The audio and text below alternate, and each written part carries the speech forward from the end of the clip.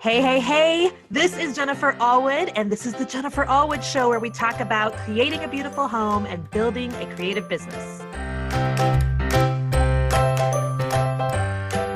Hey, everyone. Welcome back to the podcast. I am so excited that you guys are here with me today. Friends, I have on the show today Dale Partridge, and Dale has been one of my favorite online business people for years and years. He's a professional blogger. He's a national best-selling author. Dale has this incredible social media community, and he goes viral all the time on Facebook. We're going to talk to him about that. He has posts that are really thoughtful, that share his faith, and that really encourage people to go deeper in their character. Dale's been named by Huffington Post as one of the top social media influencers for this generation.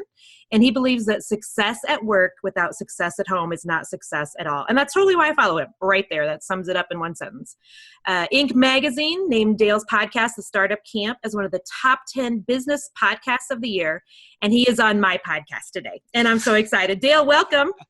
Hey, I'm super stoked to be here. Well, this is so it feels a little bit like I'm interviewing Barbara Walters, like I'm interviewing the master interviewer. And that's not creepy and scary at all, but thank you for being here. This is so fun. Hey, I think that you literally just got done teaching at a marriage retreat. I totally did. Yeah, we had 14 couples. We rented this beautiful 200-acre private ranch that nobody can get. I just happen to have one of my friend's sisters manages the property. Yeah. And just this beautiful ranch with all these cabins, and right before us is Nike is renting it, and right after us is some other giant company that's renting it. Yeah, well, I think you've got some friends in high places, don't you? It was awesome. So we had these 14 couples. We just talked about, we talked about God. We talked about strengthening our marriages and relationships and our businesses, and it was just a blast. 3 days is the first time my wife and I had done that. We want to do it more often. Yeah. But it was such a fun experience to spend, 3 super deep, emotional, but fun, restful days with 14. And was that there in Oregon where you're at? It was. It was only 45 minutes from my house, so it's super convenient for us to do that. So we could leave the kids and not be freaked out that they're gone, right. Across the country or something like that. Yeah. And, my wife and I, we just had. It's the first time my wife and I are doing things together. Mm-hmm. She's always kind of not been interested in all the business endeavors that I've done. She's a great cheerleader. Love you. Yeah. Go do your thing, but, to do something together was really fun for our marriage. And I feel like it was the beginning of a new season for us, which is exciting. Which is very cool. So, the funny thing is, so you are famous. I mean, let's be honest. But I actually found you via your wife. And so years ago, and I don't know how many years ago, but I was on social media and had seen a social media post about some precious blogger who was no longer going to wear yoga pants in public as just a way to honor her husband and be an example of modesty. And that was your wife. Yep. Yeah. My wife wrote this post about, and it's so funny, the internet loves to twist things as much as they my goodness, don't they? And so my wife, I literally had no idea about the conversation prior to this. She had mentioned, hey, she'd mentioned to me, hey, what do you think about yoga pants? And I said, well, hey, they're pretty revealing, and I know a lot of guys that struggle with it. There's a reason that there's, Instagram accounts and Facebook accounts that are all about girls in yoga pants. That's a thing. You could see it on your Explore page if you're a man. Exactly. Instagram knows you're a man, so that's the kind of crap and junk that they put in your Explore page. And so I said, yeah, they're a struggle, I think, for a lot of men. And it's hard. It's hard to be around that when there's women at the gym doing that kind of stuff. But nothing came of it after that. And then all of a sudden, she wrote a post out on Facebook and just said, I've just decided, I felt convicted by God that just maybe to be a little bit more modest, and decided to not wear yoga pants in public anymore. And I was I saw it on Facebook, she didn't even tell me about it. And then I shared it to my Facebook page. Oh man. And then within 24 hours, there was 30,000 likes on it or something crazy. Oh yeah, it completely went viral. And I was seeing it on all the big news channels were sharing it. And she even go on some television show and talk about it? Oh yeah, we got the next day, Good Morning America calls up. and is like, hey, we'd like to have you guys. And they literally sent out a crew. They flew out a crew to come meet us, and we did an interview about it. And again, it's so funny, like watching the media twist it and turn it. But there was literally millions of people that were encouraged by it. Yes. And it was amplifying things that people were thinking privately but not saying publicly. Right. And it was a fun conversation, and yeah, it's been a great journey since. And it was hard on my wife for sure, because the internet is ruthless. Yes, they are. But it was a fun experience, and definitely touched a lot of lives for sure. Yeah. Well, I've really watched your social media in the last couple of years really do like this amazing shift from being pretty businessy, because that's what you're known for, and really into more like character building and biblical truth and those sorts of things. And you've had so many things go viral.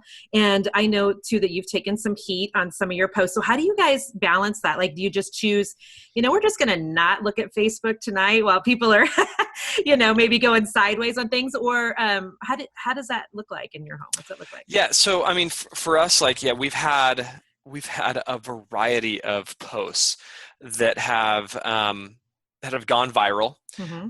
And by viral, I mean like millions of people. Yes, millions of people. Yeah, and it's so crazy when this happens. And we had about 4 or 5 of them happen in 1 year.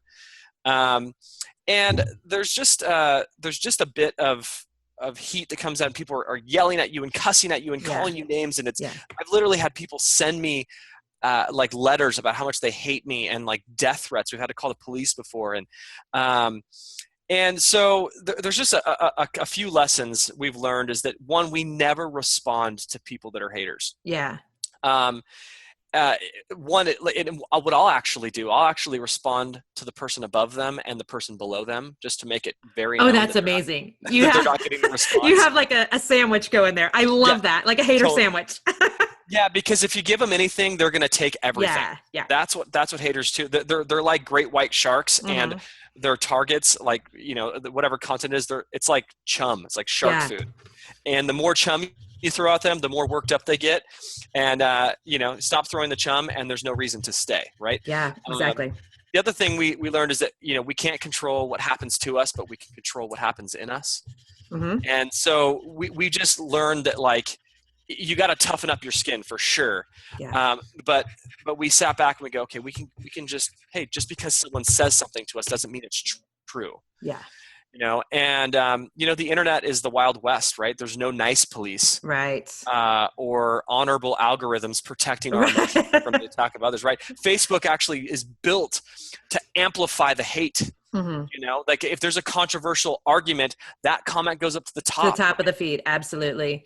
Yeah. My pastor told me once, and I thought that this was just gold in terms of advice, but he told me, don't ever get into a wrestling match with a pig, because you both get dirty and the pig likes it. And not calling haters pigs, of course, but there's so much truth to that. And so I love that you just don't respond. I love that. Yeah. Another thing that we've, because there's what I'm learning is the more I write and the older I get, is I'm learning that there's conversations that occur best at the dinner table. Yes. Amen. There's conversations that occur really well at a conference.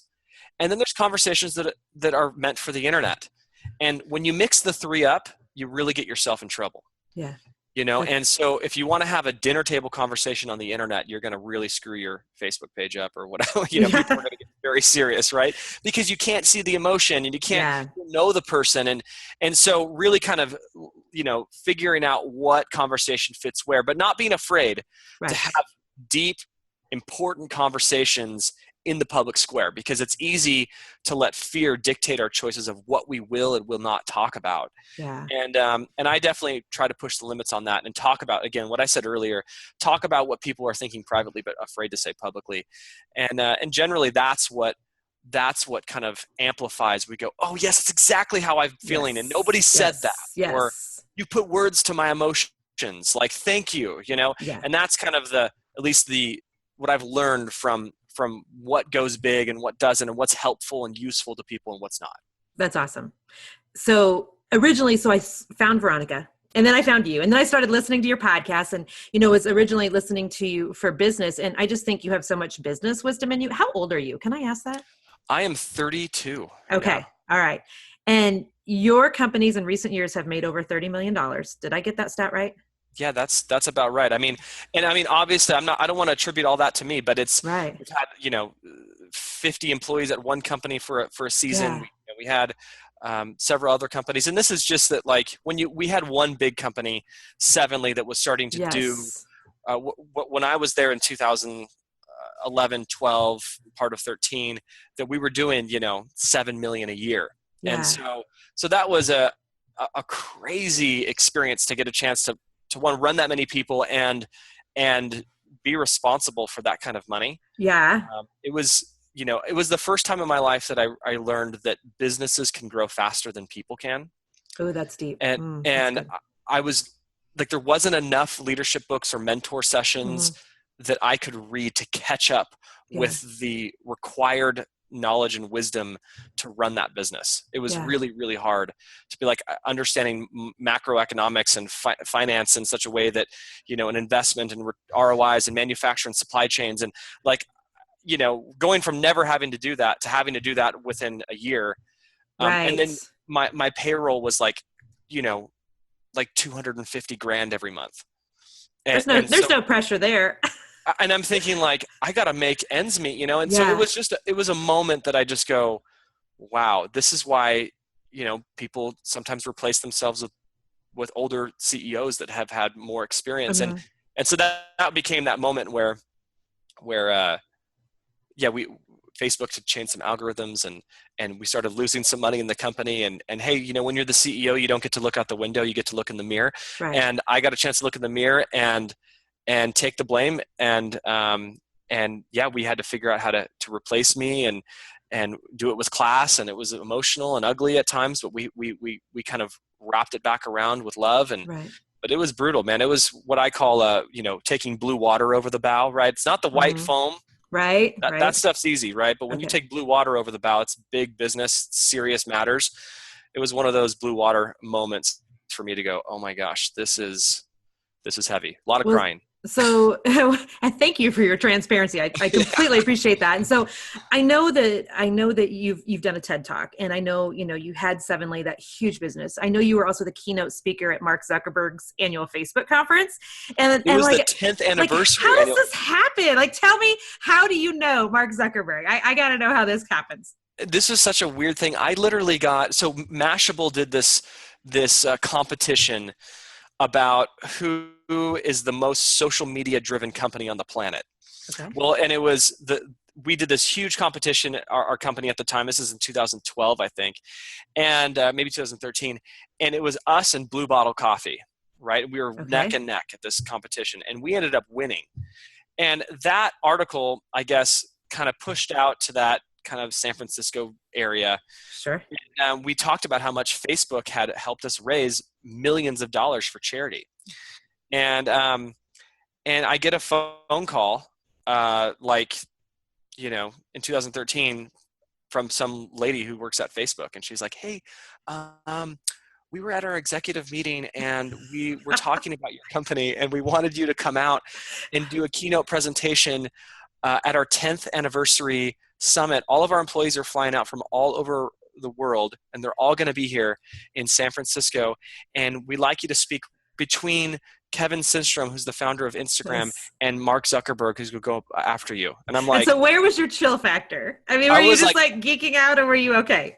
I was panicking. I'm thinking, okay, one, it's one of those things you have to say yes to, but of course you totally don't want to do, because you're like, oh my gosh, that is so much pressure. Yeah.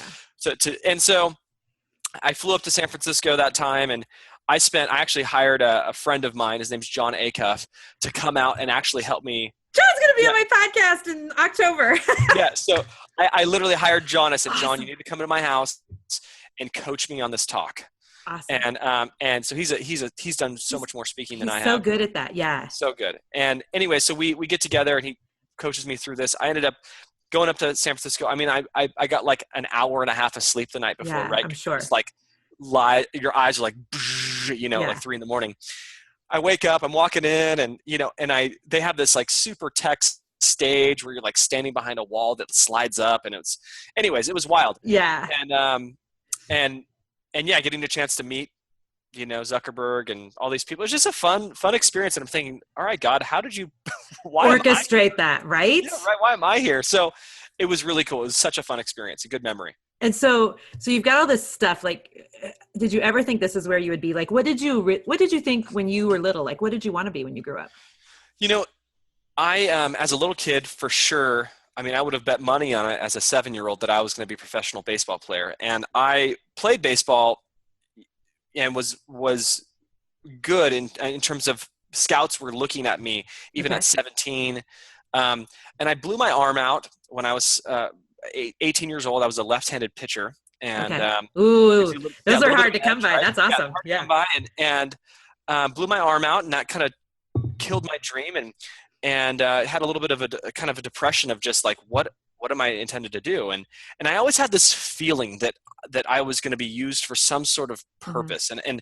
And I didn't know how to explain that as like a kid, but I just had this sense that I had some sort of immense purpose in this world. And I'm still on this journey to even understand what that means. But I've always had that confidence of something's going to happen, and something big and something important.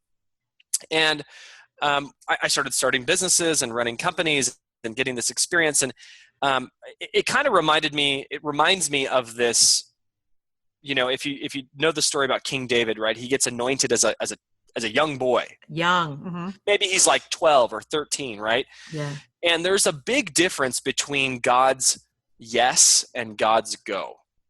That's good. And so the yes was when he was a little boy, right? And if you know the story of David, he walks through this life knowing that he's going to be king at some point, but he has this incredible life and decades between them. Mm-hmm. And he's running from King Saul, like trying to kill him. And I guarantee there was moments that David's sitting in a cave going, okay, what the heck? Yeah, I swear that you anointed me with oil and said I was going to be king. This doesn't make any sense to me right now. Yeah. And I've had those moments, and then there's the go, right? Yeah. Like it's years later, right? Years later that you get to go. Just because you have a yes, hey, you're going to do that thing. You're going to build that business. You're going to have that calling. You're going to do that ministry, whatever it is. It's a yes, but we got lots of work. One of my favorite quotes is that God has far more to do in us than through us. Love it. And I had to get matured. I needed to grow up, mature in my faith, mature in my family, learn how to be a good husband, to be a good father, to run our finances, to get out of debt, whatever that stuff was. And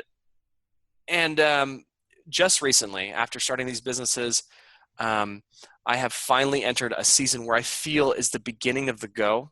Awesome. And it's the beginning of the go for me in terms of ministry, in terms of helping families. And it's this really cool marked end for me. I just had finished reading the Bible from cover to cover. Mm-hmm. I just finished going through this really cool discipleship program.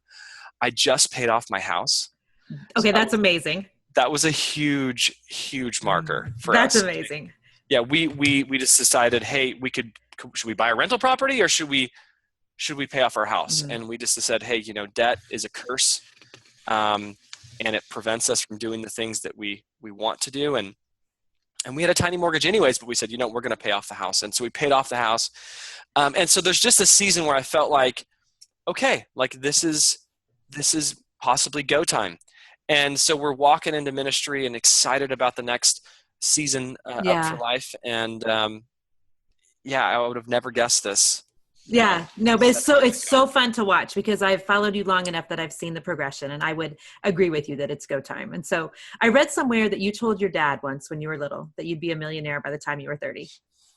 So, okay. I when I was 16, I was telling my dad, I said, hey, I think I'm going to be a millionaire by the time I'm 30. And he said, kind of okay, yeah, all right, yeah. That sounds great, just kind of what dads do, right? Yeah. Wasn't a discourager, right? He was just like, okay, yeah, cool. And I think by the time I was 25, he kind of was like, okay, this is like serious. Dale's chasing these businesses and getting them. The interesting thing is that I remember the day I was a little bit less than 1 year to my 30th birthday, and I had a board member sit across from me and tell me the value of the stock of our company. And he said, hey, you guys need to start making mature decisions because we know it's not about money at this point, guys. You guys are sitting, he's talking to me and my partner, you guys are sitting here and you guys are millionaires. And I remember going, like, hold the phone. Like, like I just never recognized that reality.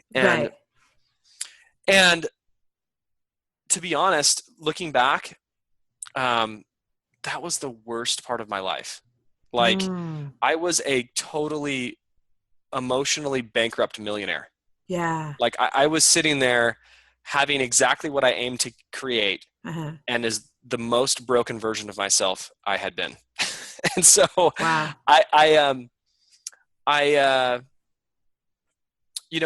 culture tells you that the American culture tells you that, hey, if you got money, you're standing on some thick ice, my friend. You got security. Yeah. And the Bible tells you, man, if you got money, you're standing on thin ice, brother. Yes. Watch out, right? Yes. And so I realized I was on thin ice, and my soul was just struggling with cash, and our heart wasn't right with money, and so we prayed as a couple and as a family, and we changed a lot. We just over the last 3 years, we've just changed a lot about how we spend, what we paid off, how we give, and I feel like it's just what for me it's just been is can God trust you with money? That's can good. God trust you with money, and that's been the question. And I'm still on a journey, a pilgrimage of feeling like, okay, like I still don't understand this, God. Like you want me to give this away, right? And well, his principles are so contrary to what makes sense. To go high, you have to go low. To get, you have to give. Mind blowing. One thing that I keep learning is that whatever is popular is generally not superior. Yeah. Like that's just like whenever there's a group of people running in one direction and it's really popular, I just stop and I go, okay, wait, why is everybody running over there? Yeah. Because if you're doing everything that everybody else is doing, you're generally doing the wrong thing, generally speaking. That's so good.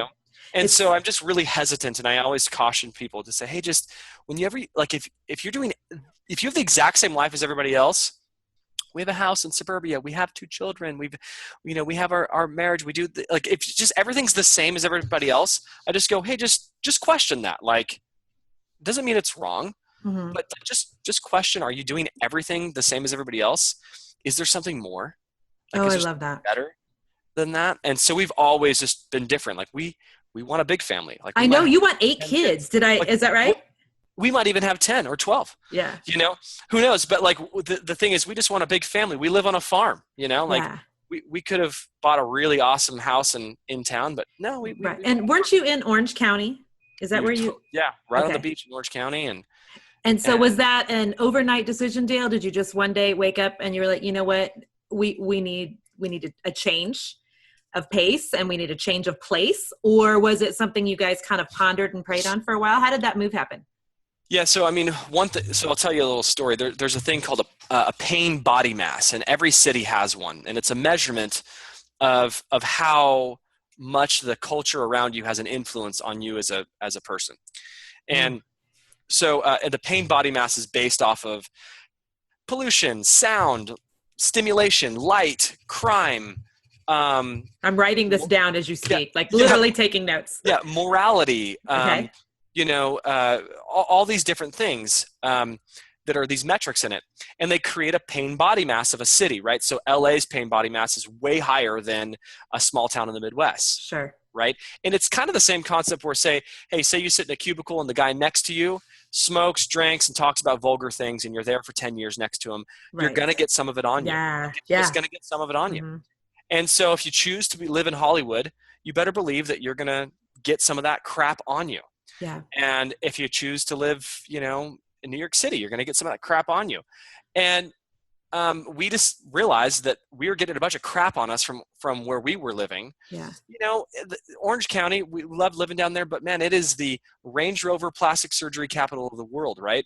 And so we got a little girl. We thought, okay, do we really want her to be raised with believing that her value is in her body, right? Mm-hmm. the boys are all dictated by performance, right? There's half-naked people everywhere. Yeah. And they're the most beautiful, unrealistic people that you could find.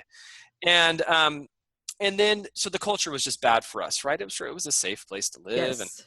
But we just said, hey, you know what? We want to get out of this. We want to raise our kids in a place where they can work hard. So we have a farm, so they have opportunities to build. You have chickens. I've seen them on Instagram. Yeah, we do. We got chickens. We're going to get cows. We got a garden. All this stuff. And for us, just as a couple, we wanted quiet. Yeah. And, this isn't rehearsal, people. Like, this is your life. Like, people talk about, one day. No, like, this is your life. Like, this isn't like make-believe. Go do those things that you want to do now. And so we just made the decision. We're peacing out. We moved to the Central Oregon, and we're farmers now. And that's awesome. And you have 3 kiddos. Is that right? We have 3 kids. Yep. Okay. And so I would love to know how becoming a father has changed everything. Because I know it has, right? For me, growing up, I never thought I was an emotional person. Yeah. But I cry now, man. Like I cry at like commercials now, like I'm bad, right? My husband calls us crybaby Christians. That's what he calls me. I'm just bad. And it's a lot of people don't have kids because they're afraid to love something that much. Mm-hmm. That's just what I'm learning, is that kids are the fastest way to maturity. That's my goodness. Yeah. Like, you want to grow up quick. You want to be able to handle the emotional stamina, and to be able to counsel other people, to work with other people, to understand, to be empathetic. Like, do that with children, because I don't need to. If I need help, I'm not coming to the guy that's got a puppy. All right. Right. I'm coming to the guy that's. Hey, yeah, I've walked in deep waters with these kids too. I've already had to walk through surgery with my kids. I've had to hold my little boy in my hands as he's not breathing, praying that God will take him away. I've had to, rush to the hospital and birth, and all those moments, they just take you through a furnace to just, refine you in a way that just you can't do any way else. And there's a difference between the man or the woman, but the man, for my reference, right, there's a difference between the man who can make $1 million a year and be single. Right. And the man who can make $1 million a year, build a fantastic business, have his employees respect him, have a wonderful, thriving marriage with a cherished wife, with children who are ordered, and his financial house is in order. Like, that's a totally different level of manhood. Yeah. And I look at those guys and I just go, okay, like this is the kind of dude that I want to be like. Yeah. Like, make $1 million and be single. Like, okay, cool. Like, there's like 1 million people that have done that. Right. Now that it's way harder to do that and keep your marriage and keep your children in line and keep your finances in order and your reputation and your health and all that stuff ordered. That's kind of that level of maturity where you're crushing it, and you're also cleaning up throw up at 1 a.m. Like. But there's something about toddlers that'll just keep you, humble. But, my husband and I, we've got 2 teenage boys and a little 9-year-old girl. And so we're in a little bit different season. And I tell you what, teenagers are some of the best teachers. And they, it is amazing. Like, I thought, the toddler stage was fantastic. Let me just tell you, the teen stage is amazing. Don't believe what anybody says about teenagers or this or teenagers that. Teenagers rock, and we absolutely love the stage of life that we're in. But they're growing us up every single day. Like, they're doing a better job of maturing my husband and I than we're, doing and maturing them. And so it's fun to watch you. I know your grandmother said one time that you should never get so busy making a living that you forget to make a life. Was she a real important part of who you are today? She was. So she wasn't a Christian woman, which was interesting because, she had so many of these pieces of wisdom, and I grew up spending a lot of time with her. Her and my grandfather were co-founders of the NHRA, which is the National Hot Rod Association, big racing world. And they were a part of that since the very beginning. And so my dad grew up on the racetrack, and it was just an interesting life. But they were business people, and they knew kind of the cost of being too busy, and they had a sailboat, and they would do sailboat races to Tahiti. I mean, they were like crazy, and no, we didn't inherit a dime from them, so it wasn't like a we come from a wealthy family or anything like that. Dad's a blue collar worker, all that kind of stuff. But it was a relationship that she I was really close with her growing up. Mhm. And I just remember her saying that. And she would always give me like books of wisdom, and she'd always give me these little quotes. And I actually still have this little key hook that says, yeah, never get too busy making a living that you Yeah. forget to life. And that's been kind of one of these key phrases for me, because I am such a good workaholic, man. I am, Oh man. I am so good. That's right? it's on my list of things to ask you about. How do you sometimes stop working when you enjoy it so much? Oh, it's so hard. So we just have to put up firm boundaries. And the other Yeah. thing is I have to realize how unloving it is. Yeah. And so that's one That's thing, is that good. I recognize what it actually is doing to my family. And sure, one day of a workaholic day, and even 1 week's not a big deal. Right. 2 weeks, 3 weeks, 4 weeks. The thing we also do is seasons are totally cool as Mhm. long as they have an end date. Yes. Okay, fall and winter have end dates, right? When you go, hey, we're going to just get busy for a season, and then it just never ends, and all of a sudden it becomes the new normal. You just normalized your intensity. Yeah. That is when it becomes destructive. And I've had to watch my wife beg and cry for me to stop. And Mm.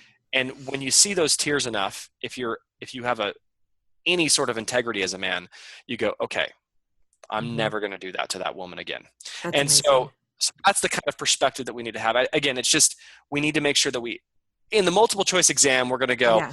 priorities: God, family, work, Right. friendships, health, whatever, right? Yeah. We're going to like lay them out perfectly. But in reality, if we're walking different than what we're saying, we have a great word for that. It's called hypocrite. Yeah.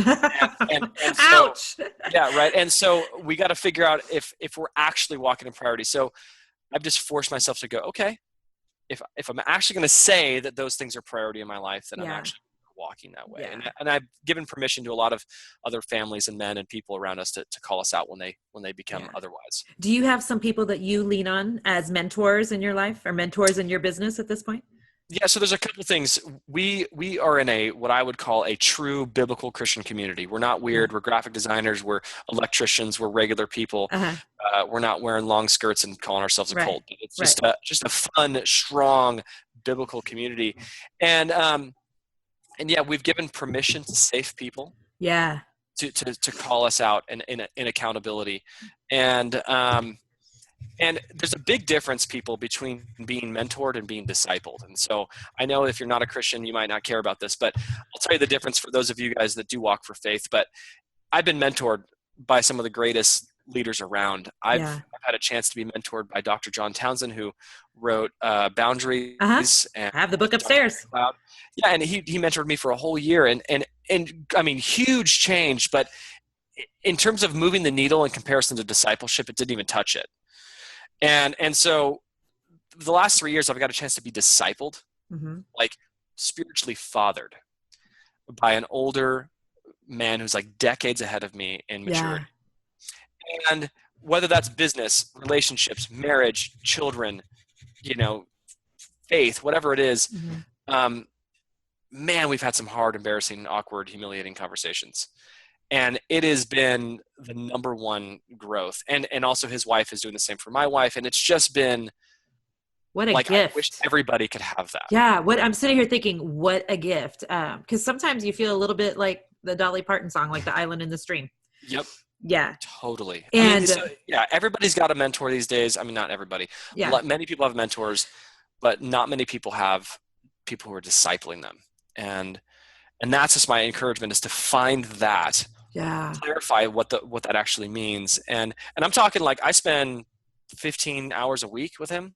Oh, wow. Wow. I mean, it's serious. Like, yeah, we're diving deep, and it's like intentional coaching through the Word of God, through talking about family, through, again, all of that.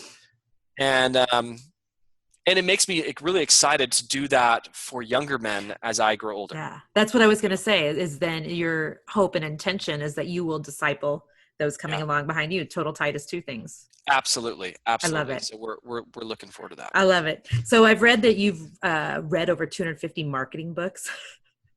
Good night. Oh my gosh. Do you have a favorite? I'm just curious. Made to Stick. It's one of my favorites. Made to Stick is a really great book. The Brand Gap, just fantastic. Yeah. Like Marty Neumeier, just game changer, in terms of branding. Once you read enough books and you form your own philosophy on marketing and branding, that's really, you just got to get to that point. And then you go, okay, well, now I just need books that might give me more ideas, but I've already formed my perspective on the matter. Uh-huh. And one thing I'm learning, if you want to be a business leader or a thought leader in today's world, you have to read 1 million words a year. And that's good. And so that's kind of I try to read about 1 million words a year. And that's through articles that you're reading. That's also through books that you're reading. But, I'm reading the Bible, as I said, this year, cover to cover. That's 783,000 words. That's a lot. It took me 7 years to read the Bible the last time I did it. Okay. It's so but long. Like you have to crush out like 5,000 words a day. I mean, just even stay on track. But on top of that, I'm listening to books and reading books and consuming articles. And it's a lot because there's so much change. Mm-hmm. As a marketer, you wake up in the morning and you go, okay, what I knew yesterday might not be different. This morning. Yeah. And Pinterest just rolled out new ads, and Twitter is changing this function. Yeah. And email is now different, and I'm going to try this funnel. And so your school is completely irrelevant, right? You know what? I love that you're saying that, because I agree with you 100%. I used to think that, our kids were going to go to college and that was necessary. And I went to college and, graduated top of my class.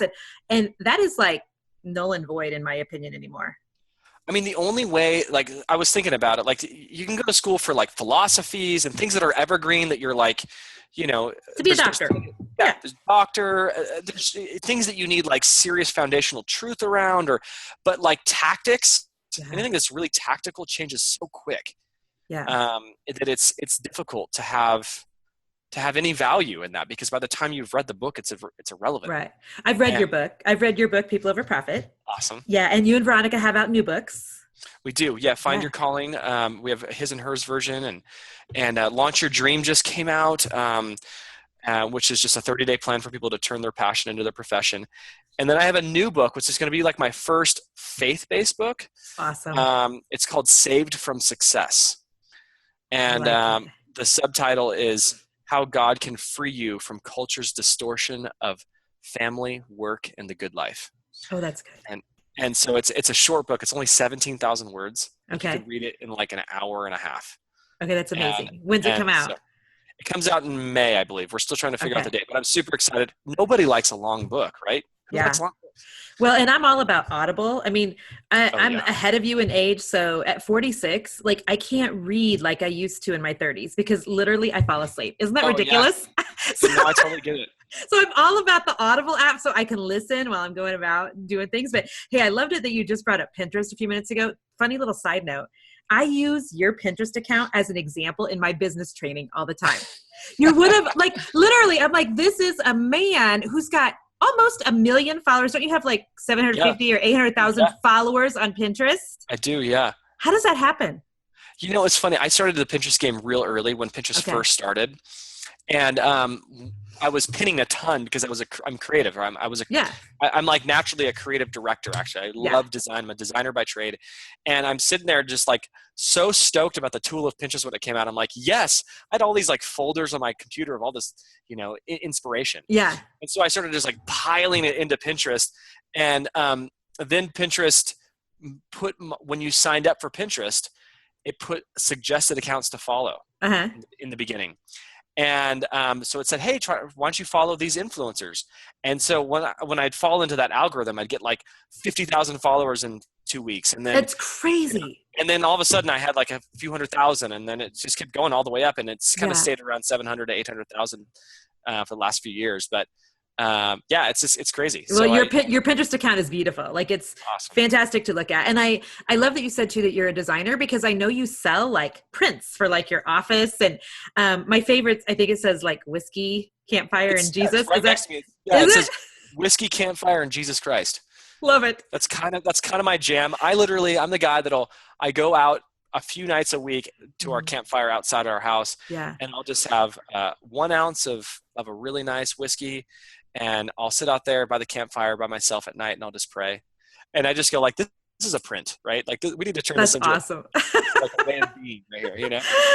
That's awesome. Well, hey, I want to do one of your favorite things, doing the lightning round. If we can finish up here, and I'm just going to nail you with some real fast questions, if that's all right. Sure. So where's your favorite place to vacation? I know you're not huge on the idea of vacationing to escape from real life, but if you have to pick a place to vacation. Montana, absolutely. You know, it would be Whitefish or Polbridge, Montana. So Polbridge is one of 6 towns left in the United States that doesn't have electricity. No way. And it's we almost bought a house there. We really just love that area. It's 5 miles from the Canadian border. Okay. It is grizzly bear country. I love going places where I feel like something can kill me outside. And so I just love. Is that whole Wild at Heart, you know? Yeah, I just men with spears concept. Yeah, okay. I just love the idea that like a wolf or a bear is around the corner and I like need to carry a gun with me, and like I love that. So Montana is definitely the jam. Okay, favorite room in your house? Probably the living room in winter. So we have this beautiful wood burning stove and these huge 5-foot by 5-foot windows side by side from each other. And one of my favorite things is wintertime, sitting there, watching a movie with the family and the stove, the wood burning stove just roaring, and just it being cold outside. There's something, again, that's the manhood thing, like protecting our family from the elements, like just something about that and cozy. Yeah. And, I think there's winter is one of my favorite seasons, because as a woman, it almost forces rest on the family. If we get snowed in, then everybody has to be home, and I've got all my littles all back in the nest, and they're not at football practice, and they're not out with friends, and they're here. And so I love that. But what's your favorite TV program or Netflix series? Do you watch TV? Well, there's 2 things, right? Everybody Loves Raymond. Okay. So, all right. My wife and I watch Everybody Loves Raymond pretty much every day, one episode. I have never seen it. Okay. Well, you're making a huge mistake. Okay. And every night we watch an episode for the last 5 years. Meaning we just put it on before we go to bed. It's like TV. We've seen every episode. So it's just like one of those things we just put on before we fall asleep. Oh, that's funny. And so yeah, we will win in Everybody Loves Raymond trivia against any couple on the planet. The second show I really love is Suits. Oh, my husband loves Suits. Yeah. Yeah, and so funny story. One of the actors in Suits, he lives down the street from me, and he lives actually 2 houses down from me. And I'm not going to say. And did you know that before you started watching the show, or you found it out after you started watching the show? After I fangirled, man. I was. So anyways, would you bump into each other at the community mailbox? I mean, how does that work? He has a house just 3 houses down. He's not there full time, and he's at a bunch of other stuff too. And I'm just like, I'm like finding out. I'm walking around down the street, and I'm like talking to him. I'm like, this is wild. Like, who are you? Why are you here? This is like the Twilight Zone. Yeah. So anyways, that's a fun thing. And then, I think that's, and Andy Griffith, we watch Andy Griffith all the time. It's probably, once every other day we're watching Andy Griffith downstairs in the morning, while the kids are eating breakfast. So fun. And again, you can't watch hardly anything anymore that's not vulgar and naked. And even cartoons, even Disney bad. Channel. Yeah. No, I agree. Yeah. I agree. Okay. Last question. Person you'd most like to have dinner with tonight, living or not, either way.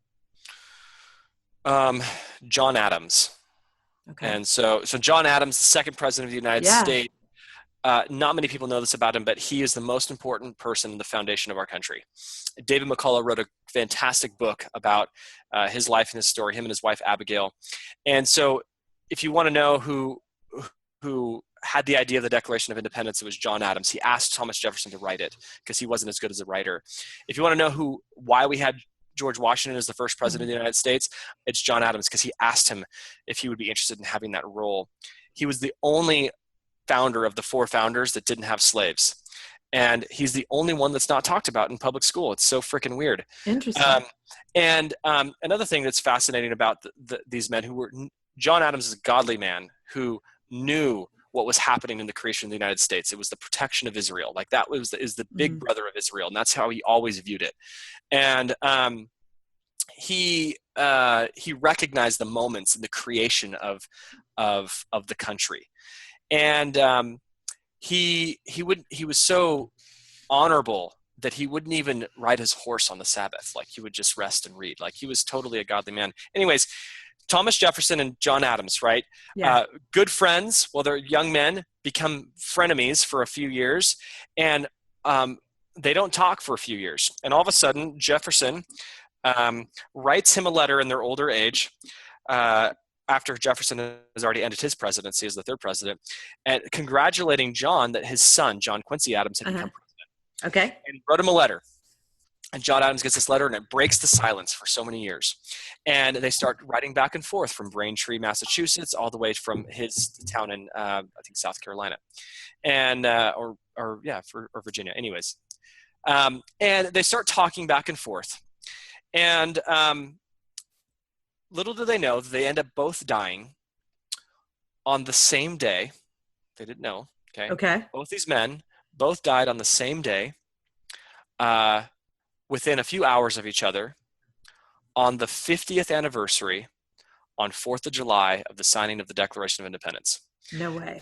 And they had no idea. But talk about just, I don't know how that could be a coincidence. They both died on 4th of July, the founders of the country, on the 50th anniversary that morning.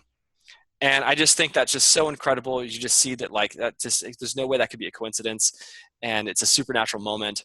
And so anyways, but John Adams would just be a fantastic, him and his wife are just wonderful. So if you, David McCullough wrote that book, John Adams. There's you're making me feel like I just need to like drop off this podcast right now and just go to Audible and just like fill my shopping cart. Like I have 10 new books I need to read. Definitely get into it. All right, Dale, thank you so much for being here. I mean, literally, I'm just so honored. I have the honor of coaching over 500 women every month. And I told them a while back in that group, and I mean this with everything in me, one of the only people that I would do one-on-one coaching with at this point in my life would be you. And I know that that's not what you're doing in your business, but I just respect that much what you're doing and integrating your faith into business and trying to disciple and mentor those of us who are following you on social media. So thank you for all you're doing. And I think you and your wife are just amazing and precious. So thank you for being here. Hey, well, thank you. Super humbled. And it was great to talk to you. All right.